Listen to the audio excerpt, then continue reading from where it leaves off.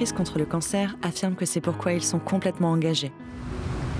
Pour cette association, maintenant basée en France, mais aussi en Grande-Bretagne et en Espagne au cours des 8 dernières années, l'objectif principal est de garder les enfants comme les adultes en vie après un cancer. Crise contre le cancer sait que la clé est dans la recherche. Et leur principale mission, un engagement pour trouver un traitement afin de soigner les cas rares de cancer. Par exemple, une tumeur cérébrale mortelle chez les enfants. Des équipes de chercheurs, on donne à des familles, à des enfants, un espoir de guérison.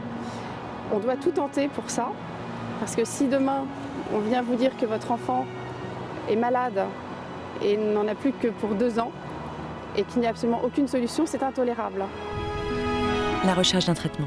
Il est important de nous aider dans cette lutte, car nous avons besoin de l'aide de tous. Ensemble, nous ferons mieux, plus fort, et sûrement nous sauverons des vies. C'est un travail sans fin, jour et nuit. Mais c'est un travail inestimable. Demandez à Jacques Grill, docteur au sein du prestigieux Institut Gustave-Roussy à Paris. Depuis 2001, Dr Grill est responsable du programme dédié aux enfants atteints de tumeurs au cerveau appelé Projet DIPG. Son équipe et lui-même sont complètement dévoués afin de transformer la recherche en traitement efficace. En voyant ses patients compter sur lui, Dr Grill nous confie que c'est exactement la raison pour laquelle il a besoin plus que jamais de soutien pour Crise contre le cancer. Les financements qui sont apportés par Crise contre le cancer vont nous permettre de poser des questions autour d'un processus important dans cette maladie, qui est la façon dont la maladie se dissémine et infiltre le cerveau. L'objectif ? Arrêter ces épouvantables tumeurs au cerveau qui attaquent des enfants âgés entre 4 et 11 ans.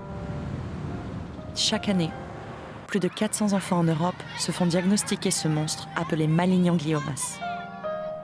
Tous sont morts dans l'année suivant le diagnostic. Le taux de mortalité s'élève à 100%. Comment arrêter cela ? Le seul moyen de le faire, c'est de se concentrer sur ces tumeurs. On a un environnement idéal ici, puisqu'on a la clinique qui est très proche. On a des échantillons cliniques, on met en culture les cellules des patients, on fait pousser ces tumeurs. C'est la difficulté à localiser la tumeur qui rend si difficile son traitement, à la base du cerveau. Elle ne peut pas non plus être ôtée grâce à la chirurgie. C'est une injustice pour les familles, pour ces enfants, pour les chercheurs et les médecins aussi qui se battent pour eux. Et nous voulons contribuer à combattre cette injustice, à accélérer le processus entre la recherche et la découverte d'un traitement pour eux.